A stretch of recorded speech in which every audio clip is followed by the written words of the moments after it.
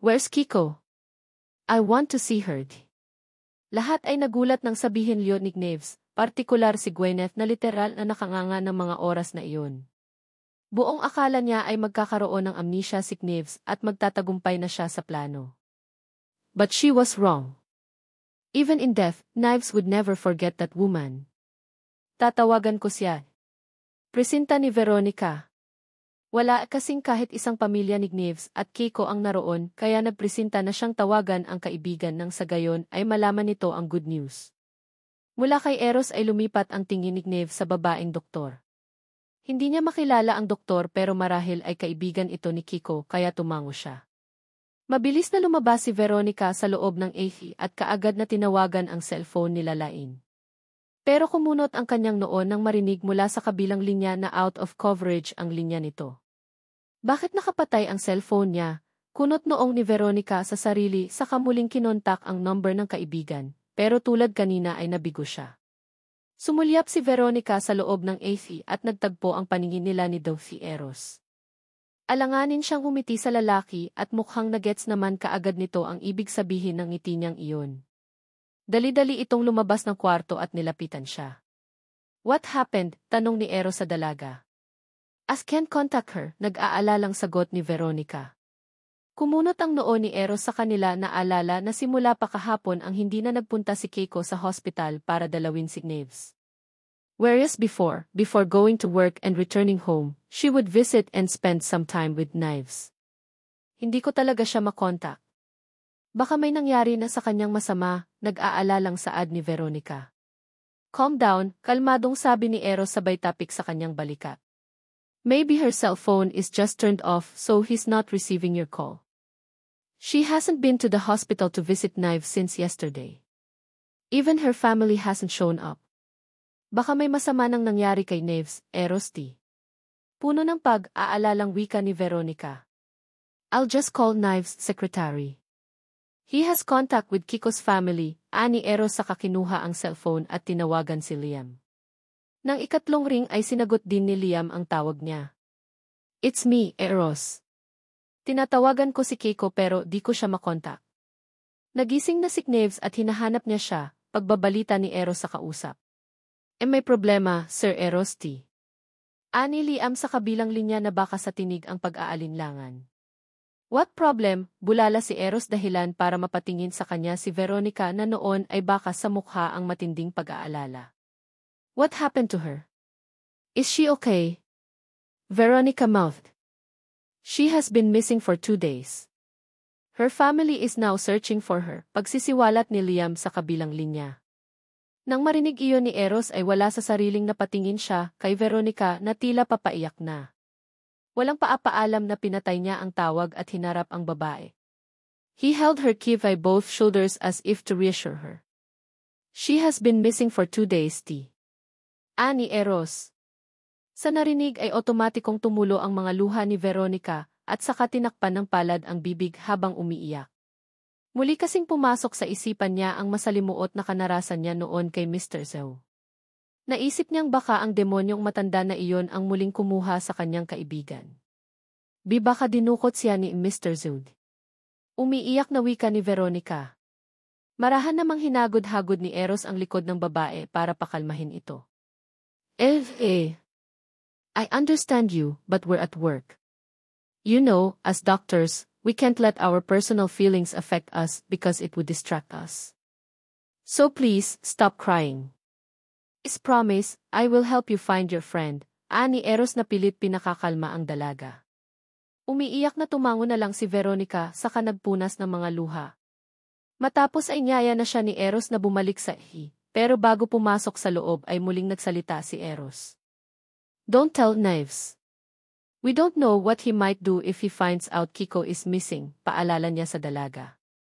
Oo kay, pagsang-ayon ni Veronica saka tumuloy na. Pagpasok nila sa loob ay nagtaka ang dalawa nang makitang nagkakagulo ang nurse. Nang mapatingin siya sa kaibigan ay napagtanto na kaagad niya ang nangyayari. Pigil-pigil si Knaves ng dalawang nurse at dahil malaki ang lalaki ay hirap na hirap ang mga ito. Si Gwyneth naman ay wala na sa kwarto at marahil ay umalis na. Nakahinga si Eros ng maluwang. Magiging abala pa kasi ang babae sa kanyang trabaho kung naroon pa ito.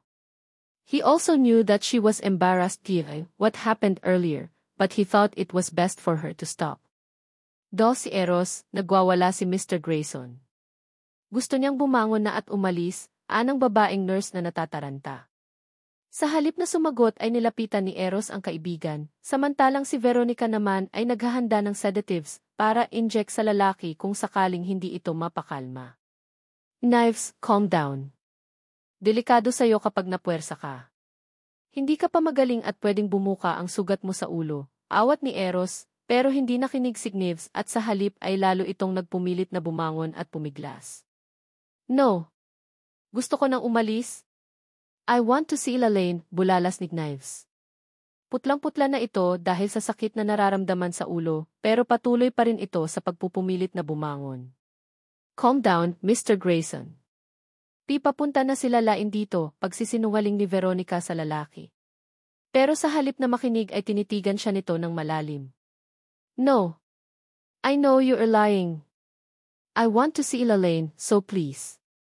Let me go. Dahil malakas ni Knives at nahihirapan na rin siyang pigilan ito ay walang choice si Veronica, kundi mag-inject ng sedatives nang sa gayon ay kumalma ito at makatulog. His stitches haven't healed yet, so there's still chance that the wound on his head could open and bleed. Please, I want to see Elaine. Bago tuluyang mawalan ng malay at makatulog si Knives ay iyon ang huling mga salita na sinambit nito. Nakaramdam naman ng guilty si Eros at Veronica dahil pinanindigan nila ang pagsisinungaling sa harap ng lalaki. Makakatulog ang pasyente ng 3 to 5 days. Tanggalin niyo na ang mga nakakabit sa kanya at ilipat siya sa recovery room, utos ni Eros sa mga nurse. Okay, Doth. Eksaktong paglabas ni Eros at Veronica sa EFI ay naabutan nilang naroon si Seichi at nakaupo sa waiting area. Nang makita sila nito ay bigla itong tumayo at puno ng pag-aalalang hinarap sila. Didn't Kiko come here? She was missing since yesterday, anang lalaki na kay Veronica nakatingin. No kahapon pa siyang di nagpapakita, sagot ni Veronica sa lalaki. Naikuyom ni Seichi ang kamao. Sabi niya sa akin, dadalaw lang siya sa hospital pero hindi na siya bumalik. Nag-aalala na ako ni. Lalain Aragon. Sabi niya sa akin, dadalaw lang siya sa hospital pero hindi na siya bumalik. Nag-aalala na ako ni. Kaya kung ganoon, nawawala talaga siya, tanong ni Veronica na muling umahon ang takot sa dibdib. Nag-report na ba kayo sa pulis? Yes, of course. 2 days na siyang nawawala at wala kaming idea kung nasaan siya, sagot naman ni Seichi sa mga ito. Did she say who she was last with the night before she disappeared? Tanong ni Eros sa lalaki. Wala siyang sinabi dahil ang paalam niya, sa hospital daw siya mag-stay. Sabay na nagkatinginan si Eros at Veronica. Mukhang tama nga ang kutob ng huli tungkol sa maaaring sinapit ni Kiko. It's possible that someone kidnapped her and took her somewhere, which is why she still hasn't returned home. Maya-maya pa'y nahinto ang pag-uusap ng mga ito nang dumating si Kennedy Dawson at si Liam. Kunot noong lumapit ang mga ito sa dalawang doktor na nag-uusap, at dahil hindi naman nito personal na kilala si Seichi, kaya hindi nito pinansin ang lalaki. How's Elvaison? Is he okay? Nawala ang memory niya, magkakasunod na tanong ni Kennedy kay Eros. He's okay, Uncle Kennedy. And it must be a miracle, because he didn't lose his memory despite the damage he sustained to his head. Masayang pagbabalita ni Eros sa matanda. Really? Thanks, God, bulalas ni Kennedy na nangingilid ang luha. Can I see him? Tanong pa niya. Natutulog siya ngayon, Uncle Kennedy. In-injectan ko siya ng sedatives dahil nagwawala siya. Gusto niyang makita si Ives Inu, ani Eros. Nang marinig iyon ay lumungkot ang mukha ni Kennedy. Kung kailan naman nagising na ang kanyang anak, ay saka naman nawawala si Kiko. Nag-aalala siya para sa babae dahil 2 araw na itong nawawala at walang nakakaalam kung saan ito nagpunta o kung sino ang kasama nito. Ganon ba, anang Kennedy sa kasumulyap sa direksyon ng EFI, kung nasaan ang kanyang anak sa kalihim na bumuntong hininga. But don't worry, Uncle. Ipapalipat ko na siya sa recovery room kaya pwede na ninyo siyang bantayan doon kahit anong oras ninyo gusto. This time, sigurado na si Eros na talagang nagbago na ang daddy ni Neves dahil kitang-kita sa mukha nito at kilos ang pag-aalala sa mga anak. Okay Hijo, maraming salamat, tugon naman ni Kennedy sa kabahagyang umiti. Samantala, pasimpleng nilapitan naman ni Liam si Seiichi na noon ay tahimik lang at nakikinig sa mga nag-uusap. What's the update on Ense at Kiko's disappearance, Mr. Sasaki? Tanong niya sa lalaki. Si Hachi, ang nawawalang kakambal ni Seiichi ang nagpapanggap ng mga sandaling iyon bilang si Seiichi.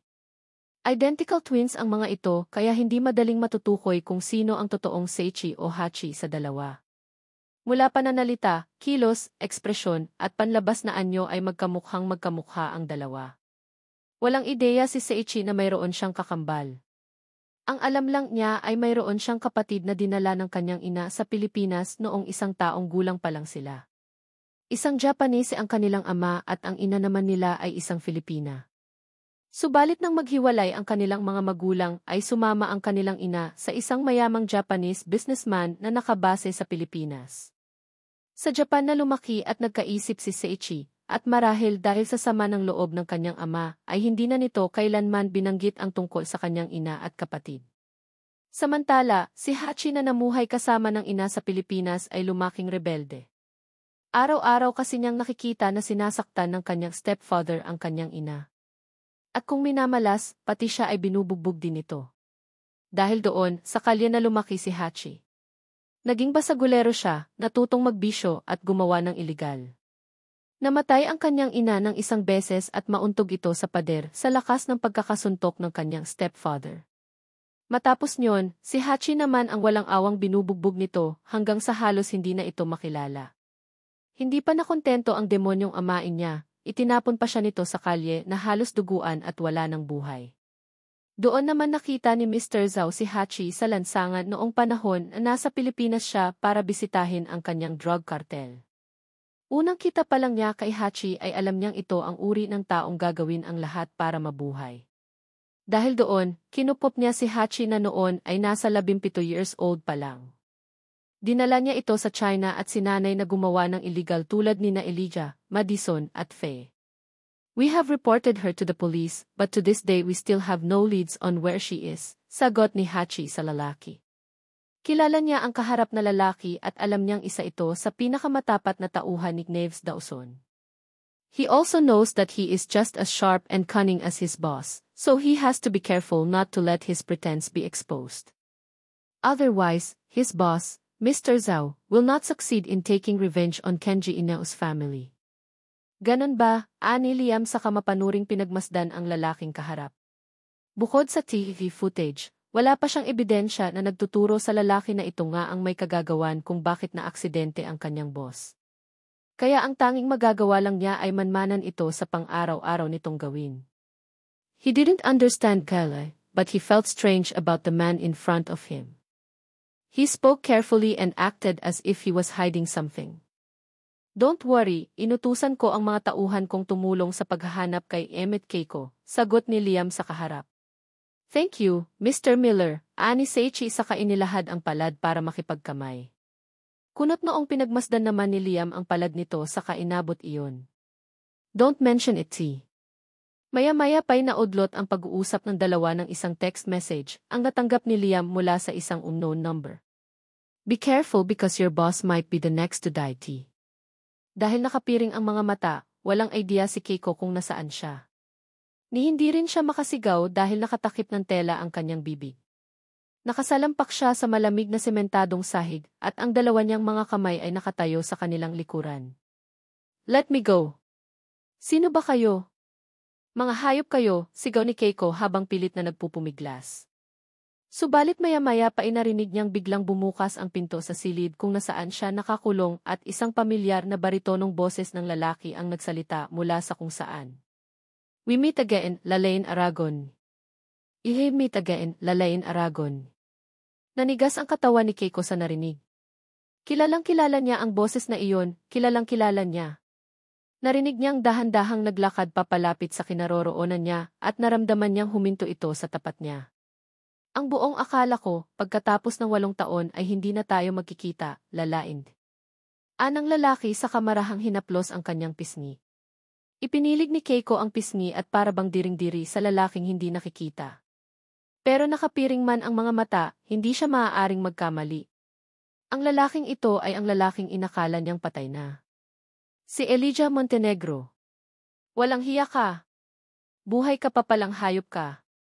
Ang akala ko nasa impyerno ka na, hayop ka, bulalas ni Keiko sa lalaki. Napangisi naman si Elijah sa narinig. Mukhang talagang tumatak siya sa pagkatao ng babae dahil hanggang ngayon ay boses pa lang niya ay kilalang-kilala na nito. You lived a happy life. You had children with Knives Dawson. What if your children suffered because of what you did? Tanong ni Elijah sa kanaupo sa silyang yari sa kahoy na nasa mismong tapat ng babae. What did we do to you? Lahat na nangyari sa'yo, ikaw ang may kagagawan, matapang na sagot ni Keiko sa lalaki. Subukan mo lang nagalawin ang mga anak ko, ako mismo ang papatay sa'yo. Sa narinig ay humalakhak si Elijah na para bang nakarinig siya ng nakakatawang biro. Really? I'll bet you can't kill me. You can't do anything without Knives Dawson is at your side. Anang Elijah sabay haplo sa kalahati ng pisngi niyang nalapno sa apoy. 8 years ago, pinalabas ni Mr. Zhu na patay na si Elijah sa pagsabog ng malaglag ang sasakyan nito sa tulay. Pero ang totoo, naroon si Faye sa ilalim ng tulay at naghihintay para iniligtas siya. Pero dahil sa pagsabog at tama ng baril, nahirapang makakilos si Elijah dahilan para masunog sa naglalagablab na apoy ang kalahati ng kanyang katawan at mukha. And to make it appear that he was dead, he used a fake human corpse and conspired with the forensic investigator to place his cell on that corpse. Hindi mo alam kung ano ang kayang gawin ng isang ina, buo ang loob na sigaw ni Keiko. Para sa kanyang mga anak, handa siyang pumatay at mamatay. Hinding-hindi niya hahayaan na mapahamak ang kanyang mga anak at madamay sa gulong kinasusuungan niya. Kung kinakailangang ibuwis niya ang sariling buhay ay gagawin niya. Knives is still unconscious so she has no one to rely on but himself. She has been prepared for anything that might happen ever since she received the death threat. This mess started with her so she'll end it too. Well, tingnan natin kung ano ang kaya mong gawin, nakangising sabi ni Elijah sa katumayo na at tumalikod. Just behave if you want to live and see your family. Dagdag pa nito sa katuluyan ng lumabas ng kwarto. Naiwan si Keiko na nanlulumo pero kailangan niyang maging matapang. Gusto pa niyang makita ang kanyang pamilya, ang kanyang mga anak at si Knives. Kaya hanggat kaya niyang lumaban ay lalaban siya para sa kanyang pamilya. Be careful because your boss might be the next to die. Ipinakita ni Liam ang text message na iyon ay Kennedy Dawson. Oras na siguro para ipaalam niya sa matanda ang nangyayari nang sa gayon ay matulungan siya nito sa dapat niyang gawin. May ideya ka ba kung sino ang maaaring nagpadala nito sa'yo? Tanong ni Kennedy sa lalaki. Ayon sa ating mga computer experts, ang country codes ng text message, galing sa China ang sender. China, kunot noong tanong ni Kennedy. And who do you think sent that? Sandaling nag-isip si Liam.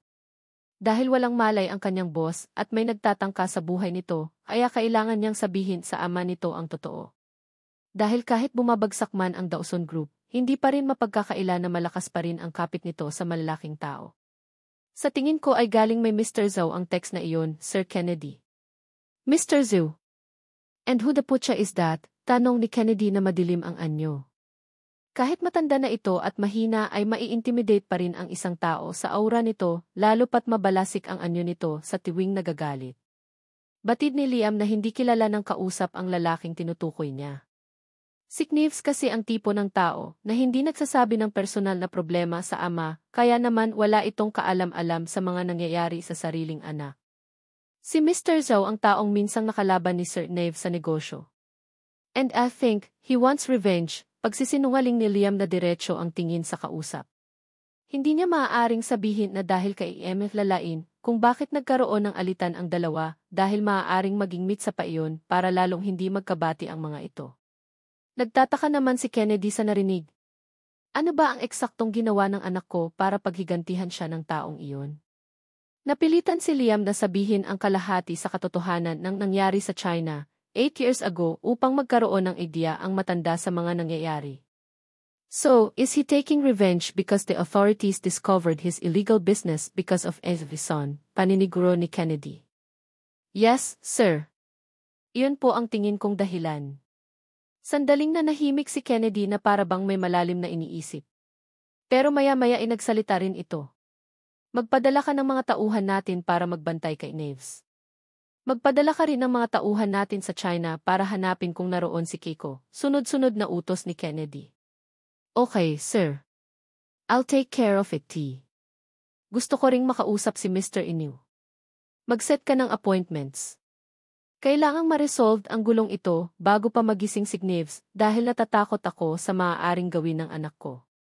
Ayaw ko ring madamay pa ang mga apo ko sa gulong ito kaya kailangan silang mabantayan simula ngayon. I understand, Sir Kennedy. Ngayon din po ay gagawin ko ang utos nyo. Good. Samantala, wala pa ring nakakahalata kay Hachi na nagpapanggap siya bilang si Seichi kaya malaya nitong nagagawa ang gusto at napapaikot ang mga tao sa kanyang mga palad. He needs to get into Knives Dawson's room so he can inject the poison into his dextrose that will stop his heart from beating. Elijah's orders are that he must kill the man so that there will be no more obstacles to his plans. Kung ganoon, nagpapanggap lang ang lalaking iyon, tanong ni Kennedy kay Kenji na ang tinutukoy ay ang tauhan nitong si Seiichi Sasaki na kailan lang ay napapansin daw nitong kakaiba ang ikinikilos. Nagkita ang dalawa sa isang private office ni Kennedy Dawson upang pag-usapan ang tungkol sa pagkawala ni Kiko at ang death threat na natanggap ni Liam para kay Neves Dawson. What exactly did you notice about him that made you say that, Mr. Inu? Naninigurong tanong ni Kennedy sa kausap. I know Seiichi very well because he's my best friend, sagot naman ni Kerry. Iba siya sa Seiichi ko kilala ko. They may look alike but there's still something different about him. Tumango-tango si Kennedy sa mga narinig. Maging si Liam na tahimik na nakikinig ay naniniwala rin sa sinasabi ng kaharap. Hindi malabo iyon lalo pat hindi basta-bastang tao ang kalaban ng kanilang pamilya, tiyak na gagawin ng mga ito ang lahat para makpaghiganti. And who do you think that man is? Did he have plastic surgery? Tanong ni Kennedy sa mag-ama. I have no idea, ani Kerry. I think, siya ang identical twin brother ni Seiichi na kinupop noon ni Mr. Zud. Sagot ni Kenji na ikinagulat ng mga naroon lalo na si Kairi. How come didn't know about this, Dad? Kunot noong tanong ni Kairi sa kanyang daddy. Even Seiichi didn't know he had a twin. I only found out the accident when I fought Mr. Zhao and saw a man who looked exactly like Seiichi with him, pag-amin ni Kenji. Actually, inaasahan ko nang mangyayari ito na magkakaharap ang magkapatid sa ganitong sitwasyon. We need to catch that bastard. Baka kung ano na ang ginawa nila kay Keiko at Seiichi, bulalas ni Kairi na galit na galit. Wala siyang pakialam kahit twin brother pa ng best friend niya ang lalaking iyon. Basta sinaktan nito ang kanyang pamilya ay wala siyang sasantuhin. Yesterday, he was in the hospital. Wala pa kaming kaalam-alam kung sino ang taong yon. I think, may masama siyang plano sa anak ko kaya naglagay ako ng mga bodyguards para bantayan siya, anang Kennedy. May idea ba kayo, Sir Kenji kung saan nagpupunta ang lalaking yon? We need to catch him as soon as possible. Kailangan nating malaman kung saan niya dinala ang anak niyo, saad naman ni Liam. Kailangan nilang maayos ang problemang iyon sa lalong madaling panahon dahil baka sa susunod na magising ang kanyang boss ay wala nang makapigil pa sa pagwawala nito. Lalo pa kapag nalaman nitong nasa alanganing sitwasyon na naman ang babae. Kilalang-kilala niya ang kanyang boss, handa itong mamatay at pumatay para kay Evet Keiko. Like I said earlier, I knew from the start that Seiichi wasn't the type of person who would do such thing to your son, Mr. Dawson. Kaya nang minsan makausap ko siya, nagpanggap akong naniwala sa palabas niya at pasimple akong nag-utos sa aming computer experts na i-hack ang cellphone niya at maglagay ng tracking device sa laysay ni Kenji sa mga kausap. Mabuti na lang at naniwala si Kenji sa kanyang kutob at malaki ang paniniwala niyang mabuting tao si Seiichi. Kaya nakagawa kaagad siya ng paraan para matukoy kung totoo o nagpapanggap lang ang Seiichi na kaharap niya. Hindi nga lang niya lubos maisip na maging ang anak niya ay mapapahama. Napakatanga niya dahil kung sana gumawa kaagad siya ng hakbang, hindi sana madudukot ang kanyang anak. Okay, sir. Ako na ang bahala. Kokontakin ko ang mga tauhan namin para magsagawa ng entrapment operation, saad ni Liam sa matanda. Sasama ako. Ako mismo ang huli sa demonyong iyan, sabat naman ni Kairi na bakas ang galit sa mga mata. Okay. Let's go, Mr. Iniw. Mahigit isang linggo nang nakakulong si Keiko sa silid na iyon na walang kahit anong bintana. Wala nang piring ang kanyang mga mata at malaya na rin siyang nakakakilos, pero bukod doon ay wala na siyang ibang nakikita pa kundi ang apat na sulok ng kwarto. Hindi siya nakakatulog ng maayos at nangingitim na ang ilalim ng kanyang mga mata. Bahagya na rin siyang nangayayat dahil hindi siya nakakakain ng maayos at marungis na rin ang kanyang itsura. Magulo ang buhok at gulanit ang damit. Hindi mapalagay si Keiko dahil sa matinding pag-aalala, hindi para sa kanyang sarili kundi para sa kanyang mga anak at kay Neves. Abala rin siya sa pag-iisip kung paano makakatakas ang makokontak ang kanyang pamilya. Malakas din ang kutob niyang wala siya sa Pilipinas at malamang ay naroon siya sa China, kung saan siya unang dinala ni Elijah. Laking pasalamat din niya dahil simula noong dinalaw siya ng demonyong lalaki, ay hindi pa siya muling pinuntahan nito. Natatakot siya sa maaaring gawin nito dahil alam niyang halang ang kaluluwa ng lalaki. Hindi rin niya lubos maisip na magagawa ni Seiichi na makipagsabuatan kay Elijah. Wala siyang kaalam-alam na magkakilala ang mga ito at wala sa ginagap niyang ipapahamak siya ng lalaki. Kilala niya si Seiichi, napakabuting tao nito. Kaya bakit nito nagawa na ipahamak siya? Itinuring itong anak ng kanyang daddy, halos magkapatid na rin ang turingan nito at ng kuya Kairi niya. Kaya bakit sinira nito ang tiwala ng kanyang pamilya? Wala sa sariling dinukot ni Keiko ang ballpen na nasa bulsa niya at inilabas. Tinanggal niya ang takip nito at naging isang maliit na kutsilyo iyon. Dala-dala niya iyon parati bilang self-defense. Nag-aral din siya ng martial arts noon bilang paghahanda sa mga maaaring mangyari. Maya-maya pa'y isang maliit na kulay pulang box ang muling dinukot ni Keiko sa bulsa ng suot niyang pantalon. Binuksan niya iyon at napangiti siya nang makita ang kumikinang na bagay na laman yon. Lihim niyang ipinangako sa kanyang sarili na hindi siya mamamatay dahil ibibigay pa niya ang bagay na iyon paggising ni Neves. Nangako rin siya sa sariling sa oras na makabalik siya ng buhay ay sasabihin na niya kay Neves na mahal niya ito at hindi niya kaya kung mawawala pa ito sa kanyang buhay. Magpapakasal sila at kasama ng kanilang mga anak ay nagsasama sila habang buhay. Samantala, matapos ang ilang araw na pagsunod-sunod kay Hachi, ay matukoy din ni Kairi at Liam kung nasaan nagtatago ang lalaki. Lumalabas na may kasamahan ito sa binondo na siyang ginagawa nitong hideout.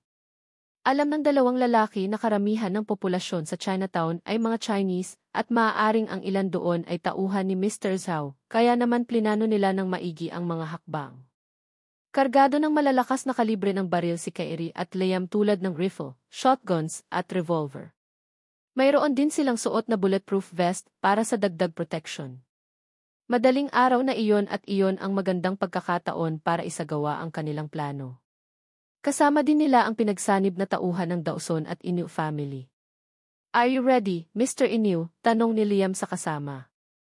"Just call me Kairi," sagot ni Kairi sa lalaki. "At kanina pa ako handa." "Okay, then. Let's go." Tahimik at maingat na pinasok ni Liam at Kairi ang isang 3-story building kung saan nagtatago si Hachi. Gamit ang hidden microphone at earpiece na nagsisilbing komunikasyon ng grupo, ay hinalughog nila ang gusali. At dahil hindi inaasahan ng mga naroon ang kanilang pagdating ay nabulaga, subalit sa halip na matakot ay kaagad na nagpaputok ang mga ito. "Team, sa second floor kayo. Kami naman ang aakyat sa third floor," utos ni Liam sa mga tauhan sa kabilang linya. "Okay, sir." Copy. Si Kairi at Liam ay magkasama sa pagtungo sa ikatlong palapag ng gusali. Kabi-kabilaan na ang palitan ng putok na maririnig sa paligid, senyales na abot na ang dalawang grupo. Maingat at maliksi ang kilos ng dalawang lalaki na para bang sanay na sa ganoong trabaho. Bawat sulok at kanto na kanilang nadadaanan ay masusi nilang ginagalugad habang ang iba pa nilang mga tauhan ay nakasunod sa kanilang likuran. Hanggang sa isang putok ng baril ang pumailan lang sa paligid na nagpatigil sa dalawa. At mula sa kung saan, lumabas si Hachi na malapad ang pagkakangisi. May hawak itong kalibre 45 na nakatutok sa kanila, hanbang sa likod nito ay may ilang tauhan itong kasama na pawang armado rin. "So, alam niyo na pala kung sino ako. Sayang naman, hindi pa ako nag-enjoy na paglaruan kayo," Wika ni Hachi na nang aasar, sabay halakhak. Sa narinig ay itinutok ni Kairi ang baril na hawak sa lalaking kamukhang-kamukha ng kanyang best friend. Walang hiya ka. Saan mo dinala ang kapatid ko at si Seichi? Magsalita ka kundi papatayin kita. Papatayin mo ako, namimiloso pong tanong ni Hachi. Kung papatayin mo ako, paano mo malalaman kung buhay pa ang kapatid mo? Hayop ka. Papatayin kita kapag may nangyaring masama sa kapatid ko. Bulalas ni Kairi habang nananginginig ang mga kamay na hindi inaalis ang baril sa lalaki. Kumalma ka, Kairi. Iyan talaga ang plano niya, ang galitin ka para mawala ka sa focus, ani Liam sa lalaki. Kung gusto niyong malaman kung nasaan ang babaeng iyon, paalisin niyo ang mga tauhan nito at maiwan kayong dalawa, utos ni Hachi sa dalawa. Alam niyang wala siyang laban sa mga ito, lalo pat mas nakakalamang ang mga ito sa bilang ng tauhan, kaya kailangan niyang tuso para makaalis sa lugar na iyon ng buhay. At bakit naman kami susunod sa'yo? Alam mong dehado kayo kaya bakit kami susunod sa utos mo? Si Liam ang sumagot niyon. Dahil sa sinabing iyon ni Liam ay nakaramdam ng gamit si Hachi, kaya sa halip na makipagnegosasyon pa ay basta na lang siyang nagpaputok at mabilis na tumakbo. May nanaisin pa niyang mamatay kaysa magpahuli sa mga ito dahil masisira ang lahat ng kanilang mga plano. Samantala, mabilis namang sinundan ni Kairi at Liam ang lalaking tumatakas. Habang tumatakbo ay walang takot na nagpapalitan ng bala ang dalawang grupo. Walang kaalam-alam si Hachi na mayroong kasamang sniper ang grupo ni Kairi at Liam at nakapwesto sa mataas na bahagi. Mula sa malayo ay inasinta nito ang dalawang binti ni Hachi upang hindi na ito makapanlaban pa. Mahigpit kasi na utos ng kanyang boss Kairi na huwag papatayin ang lalaki at barilin lang ito kung kinakailangan. Sigaw ni Hachi nang makaramdam ng matinding sakit. Kaagad siyang humandusay at namilipit habang nakahawak sa dalawang binti. Dahil sugatan, hindi na nakapanlaban pa si Hachi at tuluyan na nga itong naabutan ni Kairi at Liam. Maging ang mga tauhan nito ay isa-isa na ring humandusay sa sahig dahil sa tama ng baril. Saan mo dinala ang kapatid kong hayop ka? Nagtatagis ang mga bagang na tanong ni Kairi sa lalaki. Putya you! Patayin mo na lang ako pero hinding-hindi mo malalaman kung nasaan ang kapatid mo, sagot no Hachi habang duguan. Sa galit ni Kairi ay inundayan niya ito ng malakas na suntok na kaagad ng ikinaputok ng ilong at labi nito. Hindi ko na ulitin pa, hayop ka. Saan mo dinala ang kapatid ko? Nang gagalaiting tanong muli ni Kairi. Di ka ba nakakaintindi? Kahit patayin mo ako, hindi ko sasabihin sa iyo Malakas na atungan ni Hachi dahil walang sabi-sabing muling pinaputukan ni Kairi ang binti ng lalaki na dati nang may ng baril. Tatanungin ulit kita saan mo dinala ang kapatid ko. Nanlilisik ang mga matang muling tanong ni Kairi. Kung ako sa'yo, magsalita ka na kung ayaw mong sumabog ang ulo mo, sabat naman ni Liam saka itinutok ang baril sa sentido nito. Narealize ni Hachi na wala na siyang pagpipilian pa. Alam niyang papatayin siya ng dalawa kung hindi siya magsasalita, kaya bago pa gawin ng mga ito ang bagay na iyon ay inunahan na niya ang mga ito. Hinabot niya ang baril ni Liam at itinutok sa ulo, saka walang pag-aalinlangang kinalabit iyon. Nabigla si Kairi at Liam sa ginawa nito pero kasabay niyon ay nanlumo ang dalawa dahil wala na ang taong tanging makakapagsabi sa kanila kung nasaan si Kiko.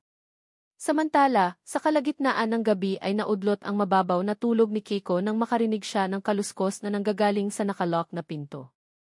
Dahil tahimik ang gabi, malinaw niyang naririnig na tila binubuksan iyon ng kung sino man. Sa takot na baka si Elijah iyon ay mabilis siyang nagtago sa likuran ng kabinet at kinapa ang maliit na kutsilyo habang naghahanda sa anumang pagsugod. Kahit madilim ang kwarto, malinaw naman ang paningin ni Kiko, kaya kitang-kita niya kung sino man ang taong nagtatangkang pumasok doon. Hanggang sa maya-maya ay bumukas ang pinto at pumasok doon ang lalaking may dahilan kung bakit siya naroon. Galit at matinding sama ng loob ang lumukob kay Kiko nang makita na si Seichi iyon. Isang pagkakamali na nagtiwala siya sa lalaking iyon. Kiko! Where are you? It's me, Seichi. Nasaan ka? Tumakas na tayo, pabulong na tawag ni Seichi sa babae. Pero napakunot noo siya nang makitang wala ang babae doon. Walang ibang paraan para makatakas si Kiko sa kwartong iyon kaya bakit bigla itong nawala? Kiko! It's me. Where are you? Umalis na tayo. Muling pagtawag ni Seichi, Ngunit sa halip na sumagot maingat na gumapang si Keiko palabas sa kabilang bahagi ng kama upang magtago sa likod ng kabinet at maghintay ng magandang pagkakataon para undayan ng saksak ang lalaki. Hey, Kiko, listen to me. Hindi ako ang lalaking nagdala sa'yo rito. He's a twin brother Hachi at siya rin ang may pakana kung bakit ako nandito ngayon. Sa narinig ay nabitiwan ni Keiko ang hawak na patalim sa kapuno ng pagtatakang lumabas sa pinagtataguan at humarap sa lalaki. Anong sabi mo? Hindi ikaw ang lalaking iyon? Anong sabi mo? Hindi ikaw ang lalaking iyon, naguguluhang tanong ni Keiko at saka lumapit sa lalaki. Yes. You heard right. He's a missing twin brother who was adopted by Mr. Zhao, paggulit ni Seichi. Kaya pala iba ang kutob ko nang kausap ko siya. Feeling ko, ibang Seichi ang kasama ko. Yun pala, tama ako ng hinala. Nasagot na ang katanungan iyon sa isip Keiko. Kaya pala ibang-iba ito sa Seichi na kilala niya dahil kakambal ito ng lalaki. Pero bakit hindi niya alam ang tungkol sa bagay na yon? Pero kahit ganoon, thankful pa rin siya dahil hindi si Seichi na kaibigan niya ang gumawa ng bagay na iyon sa kanya. Dahil hinding-hindi niya talaga mapapatawad ang lalaki pag nagkataon. Saka na muna ang pagtatanong, Keiko. Tumakas na tayo habang busy pa ang mga tauhan ng matandang iyon. Ani Seichi saka mabilis na hinila si Keiko palabas sa kwarto at maingat na binaybay ang mahabang hallway kung nasaan ang daan patungo sa exit ng mansyong iyon. Nang dalhin si Seichi sa lugar na iyon, pasimple niyang pinag-aralan ang paligid habang nag-iisip ng paraan kung paano makakatakas. Maging ang kilos ng mga tauhan ni Mr. Zhu ay minatyagan niya. Kung anong oras natutulog, kumakain, at nagpapalitan ang mga ito ng pagbabantay ay tinatandaan niya. Bukod kay Uncle Kenji, walang ibang nakakaalam na bukod sa pagiging lawyer, si Seichi ay personal bodyguard din ng matanda. Kaya naman bukod sa magaling sa martial arts, ay bihasa rin siyang gumamit ng armas tulad ng baril sa samurai. Si Seichi ay personal na sinanay ni Kenji sa pakikipaglaban kaya hindi ito ng tipo ng tao na basta-bastang mapapatumba ng pipitsuging kalaban. Si Kenji naman, noong kabataan ay miyembro ng pinakamalaking grupo ng Yakuza sa Japan, subalit nang makilala nito si Amelia ay tumiwalag ito sa grupo at nagbagong buhay. Sa grupo siya natutong makipaglaban kaya naman ang mga natutunan niya ay itinuro niya kay Seichi. Nang makarating sa likuran bahagi ng mansyon ay wala ni isang tao ang nagbabantay doon. Tama ang hinala niyang sa mga oras na iyon ay sandaling nagpapahinga ang mga tauhan ni Mr. Zhu. Pag sinabi kong takbo, tumakbo ka Keiko, dagdag pa ni Seichi habang lumingalinga sa paligid. Nagkukubli ang dalawa sa likod ng pader na kung saan, tanaw na nila ang back gate na mayroong dalawang bantay. Kayang-kaya ni Seichi na patumbahin ang dalawang iyon, pero nag-aalala siya sa kaligtasan ni Kiko. Dahil bukod sa sarili ay wala siyang dalang armas pang self-defense. Di ako aalis nang hindi ka kasama, sagot naman ni Keiko habang nakatingin sa lalaki. Hindi tayo makakatakas kung walang maglalansi sa dalawang iyon, bulong ni Sage na inginuso ang dalawang bantay sa gate na nakatalikod sa gawin nila. Don't worry, sa oras na makalabas ka, ipinapangako kung susunod ako, dagdag pa nito sabay masuyong umiti. Bibot, hindi kayang gawin ni Keiko ang bagay na iyon. Lahat na lang ng mahalagang tao sa buhay niya ay napapahamak dahil sa kanya. Kaya kung may isang tao mang dapat maiwan ay siya iyon at hindi si Seichi. No buts, Kiko. Alam ko kung ano ang iniisip mo, pero wag mo nang ituloy. Kung gusto mong makauwi sa pamilya mo, sundin mo ang sinasabi ko. Pumunta ka sa Philippine Embassy dito sa China at humingi ka ng tulong para makauwi ka. Ani Seichi na baka sa mukha ang determinasyong makatakas. Pero paano ka? Di kita kayang iwan, Seichi. Naiiyak na wika ni Keiko. Dalawa tayong tatakas dito, di ako aalis. Tuluyan na ngang naiyak si Keiko ng mga sandaling iyon. Isa si Seichi sa itinuturing niyang mahalagang tao sa buhay niya kaya hindi niya kayang iwan ito sa ganito sitwasyon. Listen to me, Kiko-ji. Hinawakan ni Seichi ang babae sa magkabilang balikat at tinitigan ang diretso sa mga mata. Kailangan mong makauwi. Naghihintay sa'yo ang mga anak mo at signaves. Don't worry about me. Susunod ako sa'yo, okay? Pinunasan pa niya ang mga luha nito gamit ang kanyang palad. Magpapakita ako sa kanila at kapag hinabol nila ako, tumakbo ka na papunta sa gate, okay, Utos pa ni Seiichi pero nanatili lang na umiiyak si Kiko at hindi sumasagot. Kiko, please. Gawin mo to para sa pamilya mo at para sa akin. Sundin mo ang sinasabi ko, pagmamakaawa naman ni Seiichi. Lahat ay kaya niyang gawin para kay Kiko, dahil bukod sa mahalaga ito sa kanya ay nangako rin siya sa ama nito na poprotektahan niya ito kahit buhay niya ang kapalit. Please, nakikiusap pa wika ni Seiichi. Wala namang nagawa si Keiko kundi tumayo na lang. Pinunasan ng lalaki ang kanyang luha at masuyong umiti sa kanya. Ginantihan naman niya ito ng matamis ng ngiti kahit mabigat sa kanyang dibdib. Mag-ingat ka, Seiichi. Usa ni Keiko sa lalaki sa kahinawakan ang kamay nito ng mahigpit. Sa narinig ay kumindat pa si Seiichi sa babae at sinabing, "Don't worry, ako pa ba? Promise, susunod ako sa'yo pabalik sa Pilipinas." Matapos niyon ay sumeryoso ang anyo niya at tumingin sa dalawang bantay na mayroong hawak na baril. Kung sa pisikal na laban ay kaya niya ang mga ito, pero dahil may armas ang mga ito ay alam niyang nakalagay siya sa alanganin and worst, baka doon na siya mamatay. Ready ka na? Tumakbo ka kaagad pag nalansi ko sila, okay? Mabilis na tumango si Keiko kahit na napipilitan. Oo, okay. Good, anang Seiichi sa kamarahang hinaplos ang buhok nito. Maya-maya pa ay lumabas na sa pinagtataguan si Seiichi, subalit bago ito tuluyang umalis ay humarap muna ito sa kanya at ginawaran niya ng matamis na ngiti na para bang iyon na ang huling pagkakataon na makikita niya itong nakangiti. Mag-iingat ka palagi, Keiko. Alagaan mo ang sarili mo at ang mga bata. Sabihin mo rin kay Neves na wag kang paiyakin dahil mananagot siya sa akin.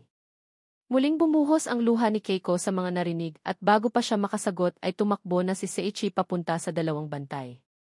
At katulad ng inaasahan, nang makita ito ng bantay ay kaagad na nagpaputok ang mga ito at mabilis na hinabol si Seiichi patungo sa kung saan.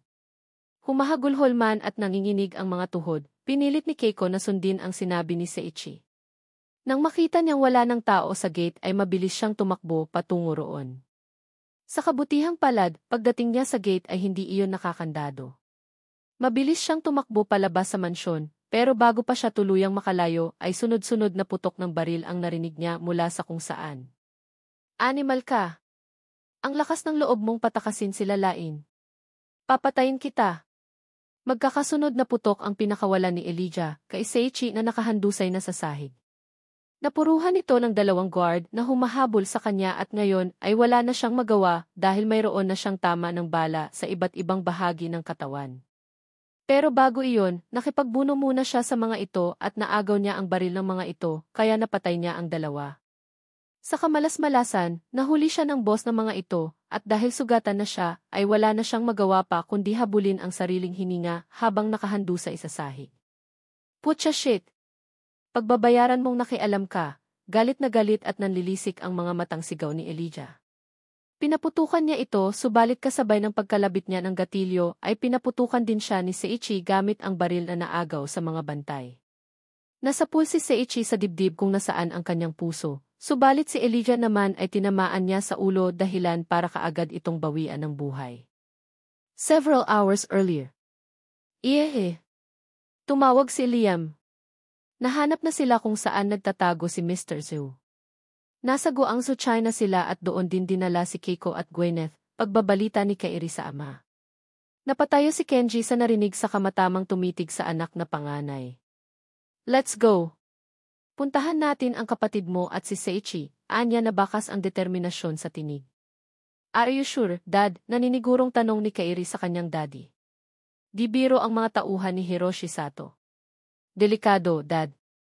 Nakakalimutan mo na ba kung ano ako dati, anak? Tumanda man ako pero kaya ko pang lumaban, wika ni Kenji sa anak.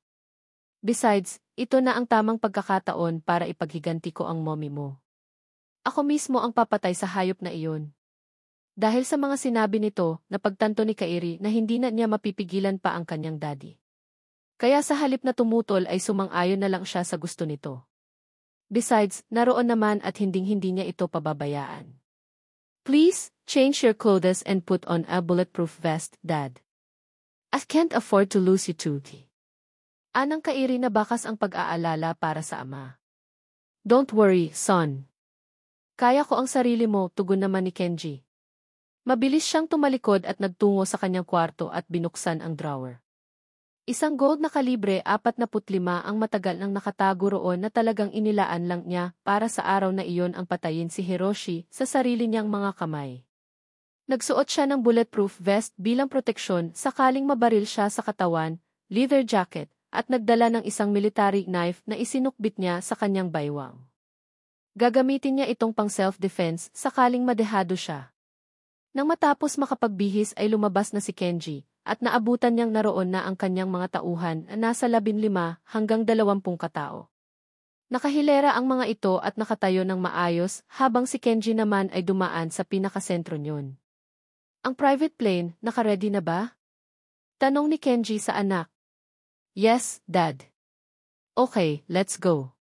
Samantala, dayuhan man sa lugar na iyon, laking pasalamat ni Keiko dahil may nagmagandang loob sa kanya na tulungan siya patungo sa Philippine Embassy sa China. Isang matandang babae ang nagbigay sa kanya ng pamasahe at pangkain dahil ang embassy ng Pilipinas sa bansang iyon ay nasa Beijing pa. And because she's in the province of Guangzhou, it will take her 8 hours to travel to the embassy. Sinubukan niyang tumawag sa kanyang daddy at kuya Kairi bago siya sumakay ng bullet train pero nagtaka siya nang hindi niya makontak ang mga ito. She was forced to board the train and head straight to Beijing so he could seek help. Yakap ang sarili, lihim na nagdasal si Keiko na sana ay matagumpay na nakatakas si Seiichi sa impyernong iyon. Dahil kung may masamang nangyari sa lalaki nang dahil sa kanya, baka hindi niya mapatawad ang kanyang sarili. Kahit gulong-gulo ang isip, pinilit ni Keiko na umidlip dahil ilang araw na siyang walang maayos na tulog. Bumili rin siya ng pagkain pero dahil wala siyang gana sa dami ng tumatakbo sa kanyang isip at sa takot na baka makita siya ng mga tauhan ni Elijah, ay hindi niya iyon nagalaw. She thought Elijah was dead because Knives told her so, but it turns out that his death was just a fake. Hindi tuloy niya mawari kung anak ba ito ng demonyo dahil pagkatapos nitong mahulog sa tulay at sumabog ang kotseng sinasakyan nito ay buhay pa rin ito.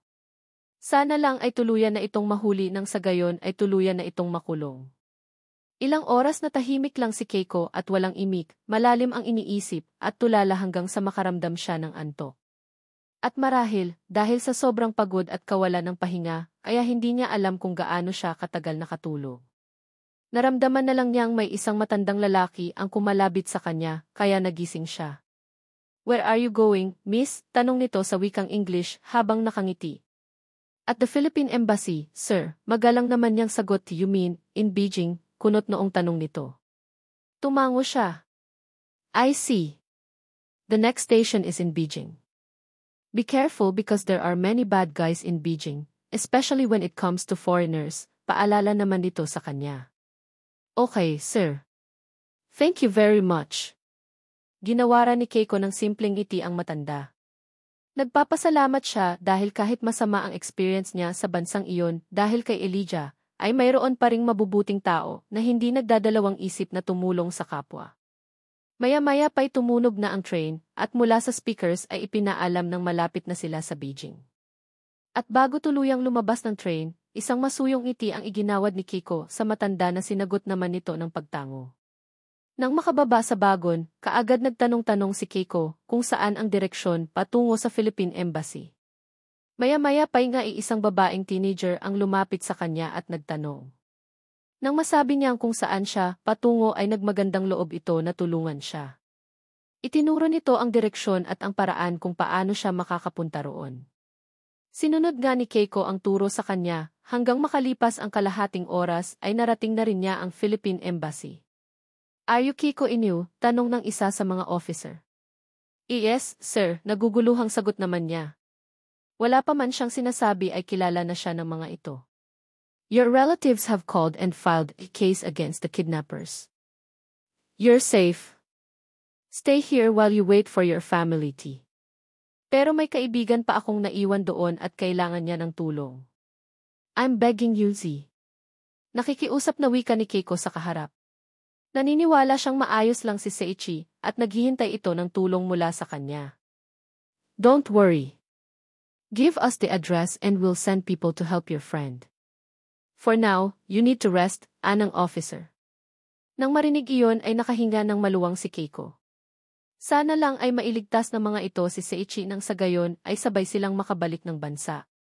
Habang nakaupo sa isang tabi at naghihintay ng pagdating ng kanyang daddy, isang overseas call galing sa Pilipinas ang na-receive ng mga officer sa landline. Yes, hello, sagot nito sa kabilang linya.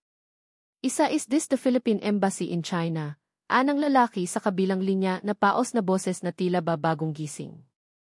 Ay yes, sir. It has a Filipina woman named Kiko Iniu sought help from your embassy. May I know who you are, sir? Kunot noong tanong pa ng officer. I'm Knives Dawson, her husband. Kung nandyan siya, pakisabi na wag siyang aalis dahil pupuntahan ko siya. Nagtataka man sa boses ng kausap, dahil parang hirap na hirap itong magsalita, ay sumang-ayon na lang ang officer. Okay, sir. I'm Knives Dawson, her husband. Kung nandyan siya, pakisabi na wag siyang aalis dahil pupuntahan ko siya. Matapos marinig ang sagot ang lalaki sa kabilang linya, hinihingal na naupo si Knives sa hospital bed at nasapo ang ulong mayroon pang benda. Kung ang simpleng pakikipag-usap lang ay nahihirapan na siyang gawin, paano pa niya mapupuntahan si Kiko? Knives, Brody. Anang Eros na nag-aalalang nakatingin sa kaibigan. Your wound hasn't healed yet. It's dangerous for you if you force yourself to leave, paalala niya sa kaibigan. Hindi pa magaling ang ulo nito na naoperahan at aabutin pa iyon ng ilang buwan bago tuluyang maghilom.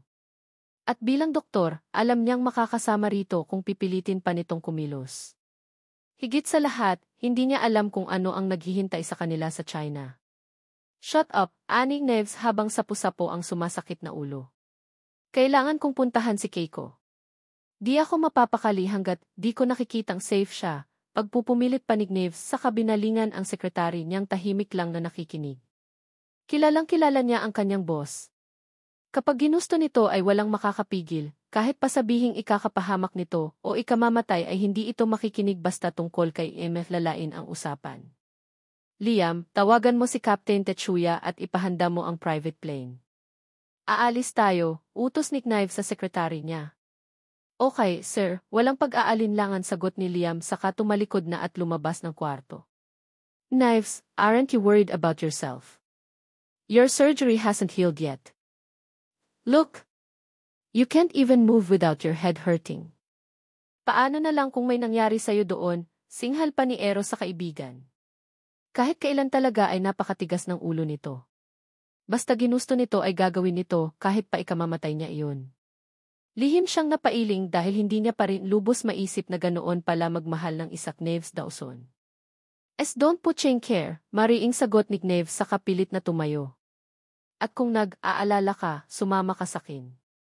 What? Gulat na tanong ni Eros. Masyadong busy sa hospital, sasama ka sakin sa ayaw mo at gusto.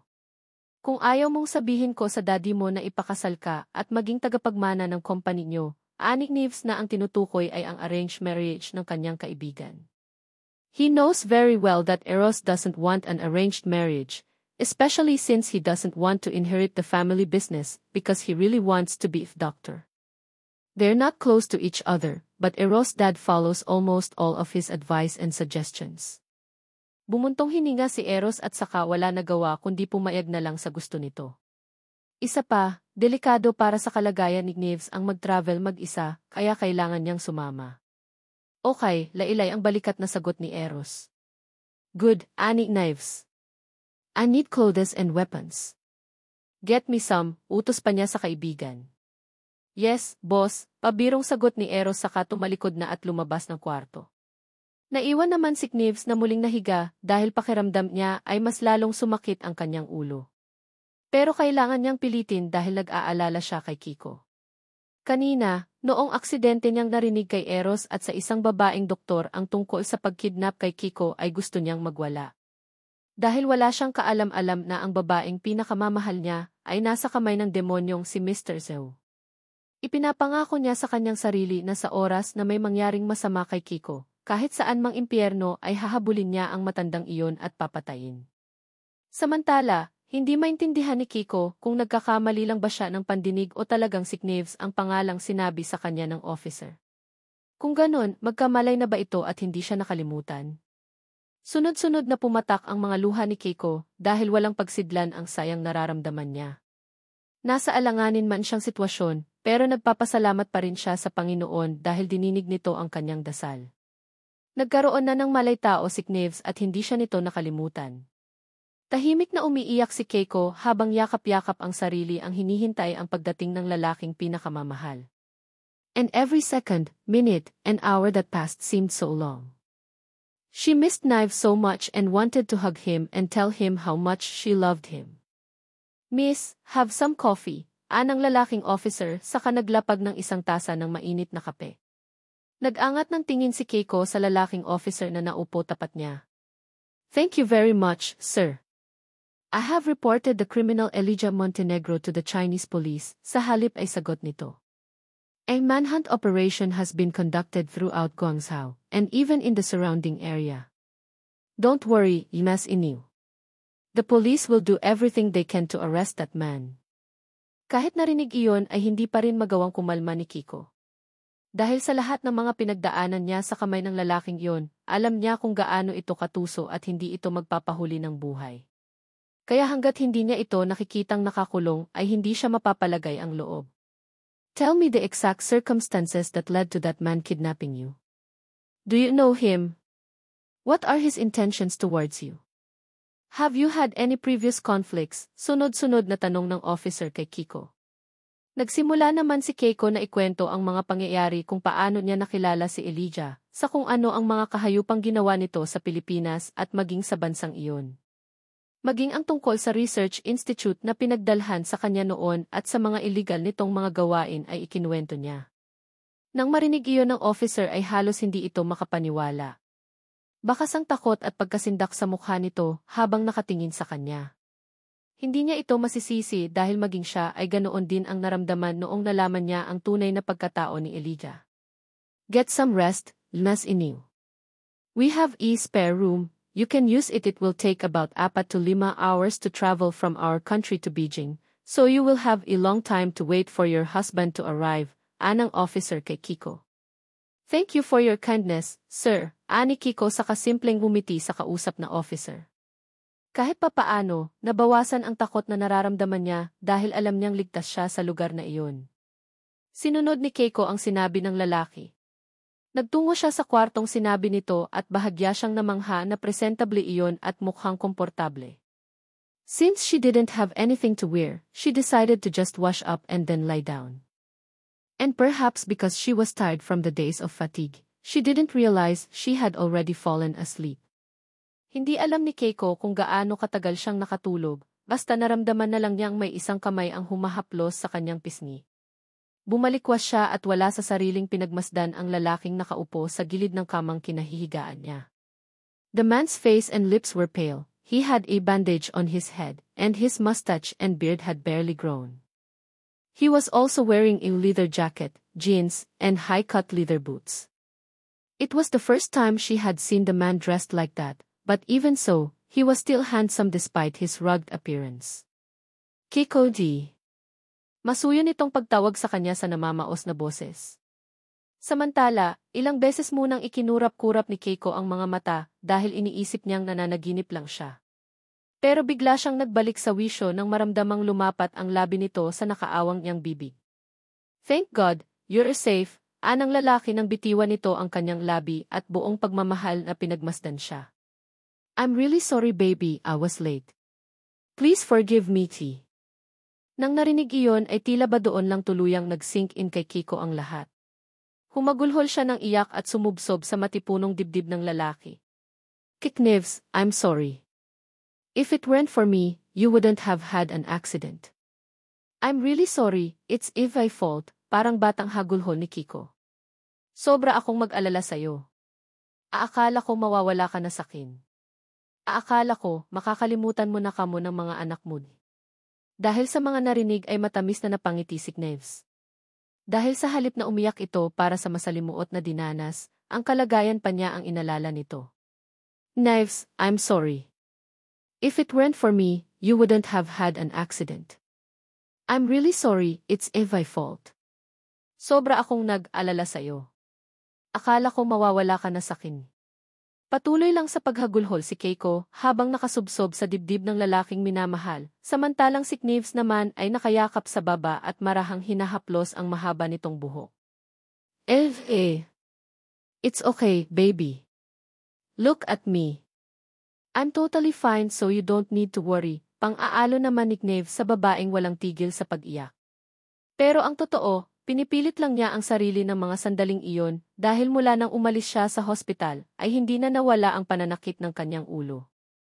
Pakiramdam niya ay para itong binibiyak na hindi niya maintindihan. Eros has already told him not to push himself because it's only been about 2 weeks since his head surgery and it's not yet healed. According to his friend, it will take 3 to 6 months for his brain injury to fully heal. Nag-angat ng tingin si Keiko sa lalaki at kahit hindi nito sabihin ay alam niyang nahihirapan ito ng mga sandaling iyon.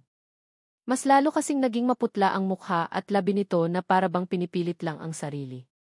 Nakaramdam tuloy siya ng guilty dahil sa halip na magpahinga ito ay nagpilit pa itong puntahan siya. Let's go, umuwi na tayo, marahang wika ni Keiko sa lalaki. Naghihintay na ang mga anak mo sayo, dagdag pa niya. Masuyo namang pinunasan ni Knives ang mga luha sa pisngi ng babae at saka ginawaran ito ng magaang halik sa labi at noo. Umuwi na tayo. Inalalayang tumayo ni Knives si Lalain mula sa kama at magkahawak kamay na lumabas ang mga ito sa kwarto. Nagulat pa si Keiko nang makitang naroon ang kaibigan nitong doktor na si Eros at ang sekretary nitong si Liam na naghihintay sa labas ng sasakyan. Sandali munang nagpaalam si Knives kay Keiko at sinabing kakausapin muna nito ang isa sa mga officer ng embahada. Nag-decide si Keiko na lapitan si Dolphy Eros nang makita ito sa hindi kalayuan. Gusto niyang magpasalamat sa lalaki dahil ito ang nagligtas sa buhay ni Knives. Dolphy Eros, bati ni Keiko sa lalaki habang nakangiti. When Eros saw the woman approaching, he greeted her with a sweet smile. I'm glad you're safe, Yumas Inu. Thank you, Dolphy Eros, sa halip ay sagot ni Keiko saka inilahad ang plaid para makipagkamay. For what? Kunot noong tanong naman ni Knives. Thank you for saving Knives. If it weren't for you, our children might never see him again. Ani Keiko na taos pusong nagpapasalamat sa doktor. Well, that's my job as a doctor so you don't need to thank me. Besides, I consider Knives a best friend so would never let anything bad happen to him, tugon naman ni Eros sa kausap. I know but thank you anyway. Sinabayan pa iyon ni Keiko ng simpleng ngiti, pero nang maalala muli ang isang bagay ay sumeryoso siya. How's him? Is he alright? Pag-uusisa niya ang tinutukoy ay ang tunay na kalagayan ni Knives. Sandali munang sumulyap si Eros sa kaibigan na noon ay busy sa pakikipag-usap sa isa sa mga officer ng embassy, bago bumuntong hininga at sumagot. Hindi siya magsisinungaling sa babae kahit pa sinabi ni Knives na wag niyang sasabihin ang totoo. May karapatang ang babaeng malaman ang totoong kalagayan ng kanyang kaibigan nang sa gayon ay maging listo rin ito. He's not okay. His head surgery hasn't healed yet, so he's in a lot of pain. We need to get back soon so he can get some rest. Keiko felt a deep sense of worry for Knives as she watched Knives' direction. She wanted to keep her side because even though the man was sick, he still chose to pick her up. Ni hindi man lang nito inisip ang sarili na pwede itong mapahamak dahil sa ginawa. Okay.